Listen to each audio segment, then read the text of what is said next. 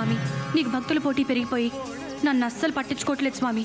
నీకు రోజు ఒక కొబ్బరికాయ కూడా కొడుతున్నా, నువ్వు మటుకు నా మొహాన్ని ఓ కొబ్బరి చెప్పు కొడుతున్నావంతే. మాకు డబ్బివ్వు స్వామి, బోల్డ్ అంత డబ్బివ్వు స్వామి, లెక్క పెట్టుకోలేనంత డబ్బివ్వు స్వామి. మా ఆయన్ని రోజుకో కోటేసుకునే కోటీశ్వరుణ్ణి చేయి స్వామి.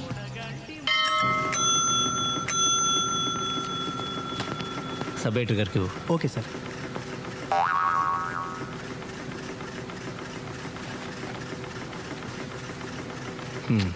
వచ్చింది పైరవి కోసం, నన్ను అరెస్ట్ చేయడానికి వచ్చినట్టు ఆ యూనిఫామ్ దేనికి? ఈ యూనిఫామ్తో అయితే ఏ పనైనా ఈజీగా అయిపోద్దని. సరే సరే, ఎవరన్నా? ఇక్కడే, కానీ లాభం లేదు సార్.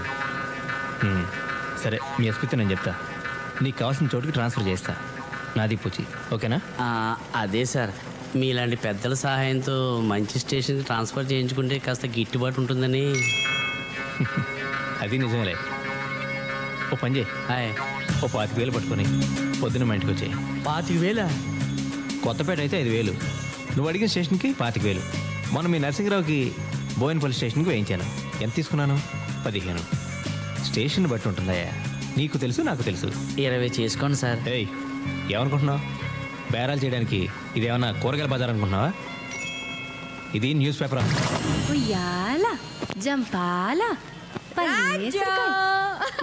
దిగింది కోతి మొహం. పద్మ, ఏంటి కదా చాలా హ్యాపీగా కనిపిస్తున్నావు? ముందు నోరుతారు. లాటరీ ఉంది తగిలిందా? అమ్మా తల్లి, నోరిప్పితే డబ్బు గురించేనా? మా పెద్ద మావయ్య గారికి సీరియస్, గంటో గడియో అంటున్నారు. మా ఆయన అంబులెన్స్ లో తీసుకెళ్తున్నారని ఫోన్ చేశారు. మీ పెదమావ గారు చావు బతుకుల మధ్య ఉంటే నేను స్వీట్ పంచమని ఏ డాక్టర్ చెప్పాడు? అది కాదు రాజ్యం, మా మావయ్య గారికి పిల్లలు లేరు, పెళ్ళాలు లేరు, మేం తప్ప ఎవ్వరూ లేరు. కానీ 10-12 కోట్ల ఆస్తి ఉండొచ్చు. 10-12 కోట్ల? మరేమనుకున్నావు? జూబ్లీహిల్స్ లో బంగ్లానే 4-5 కోట్లు ఉంటుంది. టాకర్ ఏజెన్సీ 10 కోట్లు ఈజీగా చేస్తుంది. క్యాష్ ఎంత ఉందో మావయ్య గారు పోయిన తర్వాత లెక్కేస్తాను కానీ తెలీదు.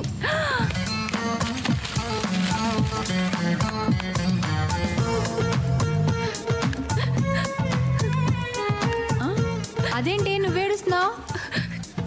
చెట్టంత మనిషి అంత ఆస్తిపాస్తులు కూడబెట్టి పిల్లా పిచ్చుగా లేకుండా పోతున్నారంటే నా మనసు బాధపడిందే. ఎంతైనా సాటి మనిషి కదా. నేను తోటి వాళ్ళ కష్టాలు చూసి తట్టుకోలేను, నీకు తెలుసు కదా. కాకపోతే ఆయన పైకి పోయాడు అనుకో, మేం జూబ్లీహిల్స్ బంగ్లాలకు పోవచ్చని చిన్ని ఆశ. నీ తప్పే ఉందిలే పద్మ. ఒకరి దురదృష్టం మరొకరు అదృష్టంగా మారుతుందని ఓ డాక్టర్ చెప్పాడులే. ఏంటో మా మంచితనమే మమ్మల్ని ఇలా కాపాడుతుంది స్వరాజ్యం. ఈ స్వీట్ అన్నయ్య గారికి మేము జూబ్లీహిల్స్లోకి మారిపోయాక మీరు కూడా అక్కడే ఒక చిన్న ఇల్లు అద్దెకు తీసుకుని వచ్చేయండి. ఒకవేళ మా ఇంట్లోనే చిన్న అవుట్ హౌస్ లాంటిది ఉంటే మీరు కూడా మాతో పాటే ఉండొచ్చు. మరి నేను బయలుదేరినా ఆయన ఫోన్ చేస్తారు. చూసారా సార్, ఈ డాక్టర్ల అన్యాయం. మా పెద్దనాన్నగారు బతకరు, చచ్చిపోతారని చెప్పారు. ఆయన చచ్చిపోతారని నేను చాలా కంగారు పడ్డాను సార్. కంగారు పడలేదు, ఆశపడ్డావు. మీ ఆవిడ స్వీట్లు కూడా పంచిందట మా ఇంటికి వచ్చి. దానికి కంగారు ఎక్కువ. అంటే బయట వాళ్ళదైతే యాక్ట్ చేయగలం, కానీ మనం ఫ్యామిలీ ఫ్రెండ్స్ కదండి సార్. ఏమైనా దేవుడు నాకు అన్యాయం చేశాడు సార్. కలుసుకుంటుంటే కడుపు రగిలిపోతుంది, అంటే కడుపు కాలిపోతుంది. రేయ్, ఆకలి వేస్తుంది, అర్జెంట్గా ఏమైనా చదువుకో. వింటానికే తింటానికే? నేను తినడానికి ఇడ్లీ, వడ, పూరి, మసాలా దోశ, ఆనియన్ దోశ, ఊతప్పం తప్ప మిగిలినవన్నీ ఉన్నాయి సార్. మిగిలిపోయినాయా? రే, ఇక్కడ తినడం కంటే ఇంటికి వెళ్ళి మా పిల్లలంటే గడ్డి తినడం బెటరు. పదండి సార్, వెళ్దాం రండి. రే, మీ ముసలాయన పోలేదనగా ఈ కోపం. మనిషి అన్నాక ఈ రోజు కాకపోతే రేపైనా పోవడం ఖాయం. అలాగే నీకు కోట్లు కలిసి రావడం కూడా ఖాయం. అదృష్టవంతుడు రా నువ్వు. నాకు ఉన్నారు చుట్టాలు, ఇంటికి వస్తే ఛార్జీలు కూడా నేనే ఇవ్వాలి. అంటే ఉద్యోగం సంగతి అయితే నీకు తెలుసు కదా. ఈరోజు పొద్దు నుంచి సాయంత్రం వరకు కొట్టుకు చేస్తే ముష్టి బేరం కూడా కుదిరింది. అందుకే సార్, అయితే పొలిటికల్ లీడర్ అవ్వాలి లేదా పొలిటికల్ రిపోర్టర్ అవ్వాలి. మొదట మనం ఎలాగ అవ్వలేము సార్, ఎందుకంటే మీరు నాకు, నేను మీకు ఓటేసుకోవడం తప్ప మన పిల్లలు కూడా మనకు ఓటేరు. మీకు రెండోదే కరెక్ట్ సార్. ఇంకొంతకాలం మీరు ఇలాగే క్రైమ్ రిపోర్టర్గా ఉన్నారనుకోండి, మీరే క్రిమినల్గా మారే ప్రమాదం ఉంది. పేద ఉద్యోగం ఇప్పుడు మారదామన్నా ఆ ఎడిటర్ గాడు ఒప్పుకోడు, రానివాడు.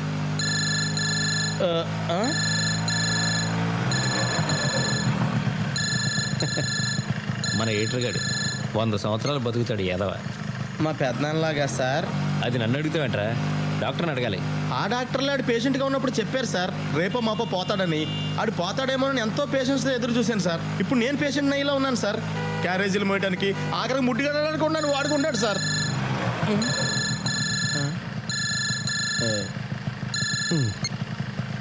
హలో. మీకు సెల్ ఫోన్ ఉన్నది ఎందుకయ్యా?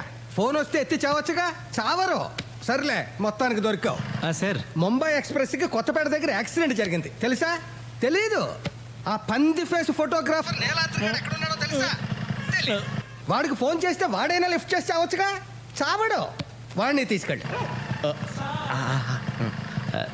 సార్ భోంచేద్దామని ఇంటికి వెళ్తున్నాను సార్.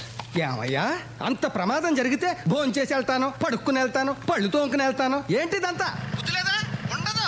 సిటీ ఎడిషన్ టైంకి ప్రమాద వార్త ఫోటోలతో సహా కవర్ చేయాలా? అక్కర్లేదా? అక్కర్లేదా? కావాలి. అసలు న్యూస్ లెక్క చేస్తుంటాను. Okay sir, okay.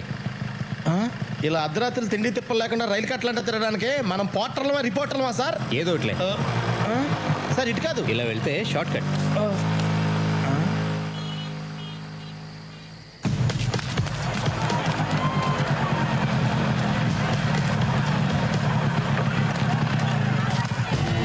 Sir sir ఈ యాక్సిడెంట్ జరిగి ఎంతసేపు అయింది? అరగంట పైన అయింది. ఎంతమంది చనిపోయి ఉంటారు? తెలీదండి. సార్ సార్ సార్ ఏంటి? జరిగి చాలాసేపు అయిందంట. ఇంకా మిగిలిన ప్రెస్ వాళ్ళు ఎవరు రాలేదు. ఇలాంటప్పుడు కూడా నేను తీసిన ఫోటోల కింద నా పేరు అయిపోతే నేను ఒప్పుకోను సార్. వేరేం కర్మ, నీ ఫోటో కూడా వేస్తా. ఇది చూడమ్మా. అది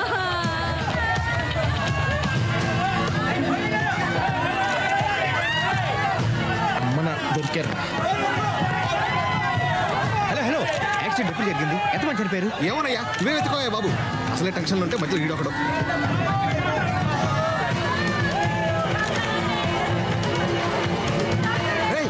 రండిరా తొందరగా. సార్ చూసావా, ఎవడికి దొరికింది వాడు పట్టుకొని పారిపోతున్నాడు. మనిషి మాంసం ఉప్పుగా ఉంటుంది కాబట్టి వదిలేశా. కాస్త రుచిగా ఉంటే ఈ శవాలను కూడా పట్టుకుపోయాడు. గొప్పగా ఉంటుందా? రే, మీ దొంగ మొక్కలు పొద్దున్న పేపర్లో చూసుకుంటారా? ఏరిళ్ళు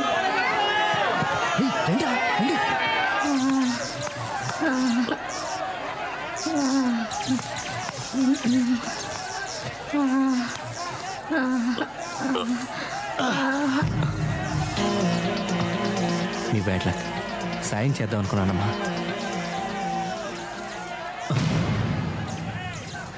నువ్వు తీసుకో. హేయ్, తీసుకోమంది ఫోటో కాదు, ఇవి ఇవి తీసుకో. ఇది దొంగతనం సార్. అందులోనూ చచ్చిపోయిన వాళ్ళ ఒంటి మీద బంగారం తీసుకోవడం అంటే మరీ అన్యాయం సార్. పోనీ నేను తీసిస్తే నువ్వు తీసుకుంటావా? కళ్ళగద్దుకుని మరీ తీసుకుంటాను సార్. వచ్చేస్తాను సార్.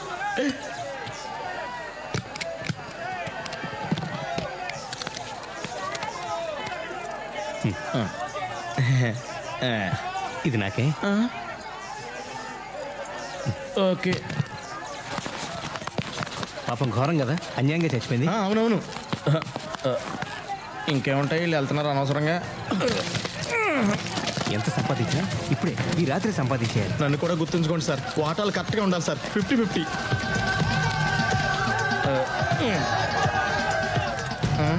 హేయ్, ఆ చైన్ లాగు. ఏది? త్వరగా కానీ మళ్ళీ ఎవరన్నా వస్తారు. అదేం చేసుకుంటారు సార్? ఎహె, ఆ చైన్ కాదు, ఈ చైన్. ఎలా బతుకుతావో ఏంటో.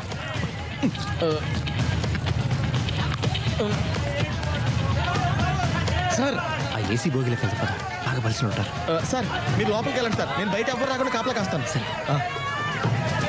అమ్మయ్యా.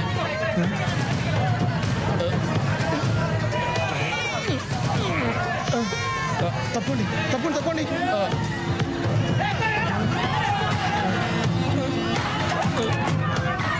సార్ ఏమైనా దొరికిందా? ముందు పట్టుకో. ఇవ్వండి, నేను పట్టుకుంటాను. తొందరగా దిగండి. చోర్ మేము జర్నలిస్టు. ఇది సరిగ్గా తగలదు.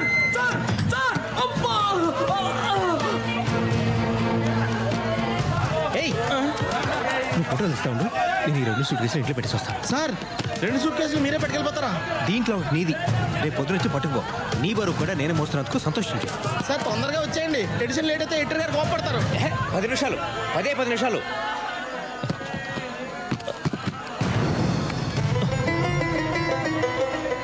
నిన్ను ఫోటోలు తీయమన్నాను కదరా. అంటే ఈ సూట్ కేసులో అంటే నీ సూట్ కేసు పట్టుకుని ఎక్కడికైనా పారిపోతాను అనుకున్నావా? రామరామ ఎంత మాట సార్. అంటే మీరు ఒక్కళ్ళే 2 సూట్ కేసులు పట్టుకుని వెళ్ళారు కదా అని. సరే సరే త్వరగా. ఇదిగో. అలాగే 2 ఉన్నాయి సార్. అమ్మయ్య వచ్చేసా. ఏయ్, ఆ రెండిట్లో ఒకటే నీది. Sorry sir.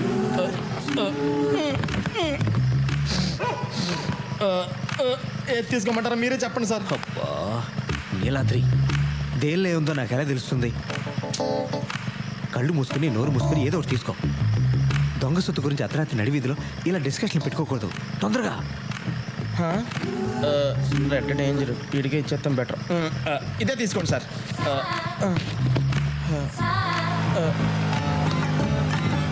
సార్ తొందరగా వచ్చేయండి.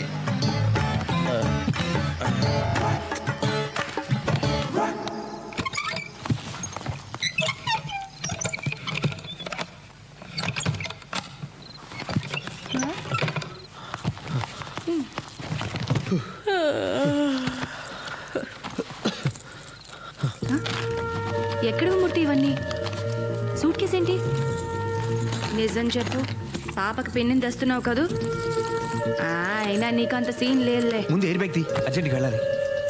ఇంతకీ ఏమైందో చెప్తావా? ముంబై ఎక్స్ప్రెస్ పడిపోయింది, చాలా మంది పోయారు. చేతి దొరికిన నెక్లెస్లు గాజులు తీశాను. మళ్ళీ వెళ్ళాలి. ఏయ్, ఓ. మొత్తానికి ముంబై ట్రైన్ మూలాన బాగా ట్రైనింగ్ అయ్యావన్నమాట. పద, నేను వస్తా. నేనేమన్నా షాపింగ్కి వెళ్తానా? తెలుసు, రాబింగ్కి. దీని నిండా బంగారమేనా మూర్తి? ఏమో, నాకేం తెలుసు. అయ్యో, నీ మతి మరుపు మండ. దీని తాళాలే తేలేదు. ఆ? ఈ సూట్ కేసు ఓనరు ట్రైన్లో శవమై పడున్నాడు. వాడిని అడిగి తీసుకురానా? మొహం చూడు. ఇగో, ఇవి మొత్తం 18 గాజులు, 4 గొలుసులు, 2 నెక్లెస్లు. పొద్దునే నాకు అప్పచెప్పాలి. జాగ్రత్త, తలుపేసుకో. మూర్తి, మూర్తి, ఏంటి? వచ్చేటప్పుడు ఆ రైల్వే స్టేషన్లో సూట్ కేసులకి మారు తాళాలు తయారు చేసేవాడు ఉంటాడు కదా, వాడిని తీసుకురా. మర్చిపోద్దు.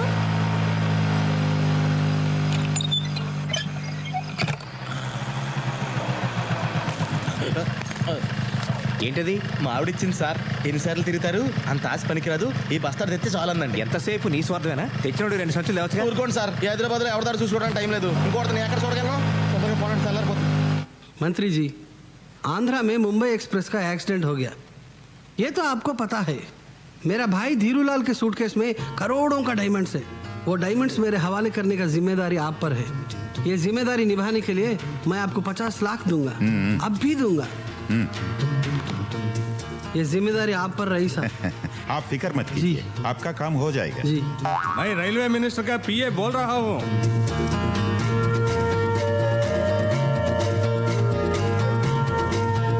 आपका शेयर आपका मिल जाएगा. Okay sir. జాగ్రత్త. ధీరులాల్ సూట్ కేసులో నుంచి వజ్రాలు తీసేసి సూట్ కేసు ఎక్కడో దూరంగా విసిరే.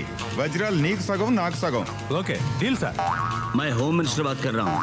Good evening sir. AC coach में धीरूलाल को ट्रेस करके उनके सूटकेस को सीज करके पुलिस एस्कॉर्ट के साथ फ्लाइट से इमीडिएटली मेरे पास भेज देना.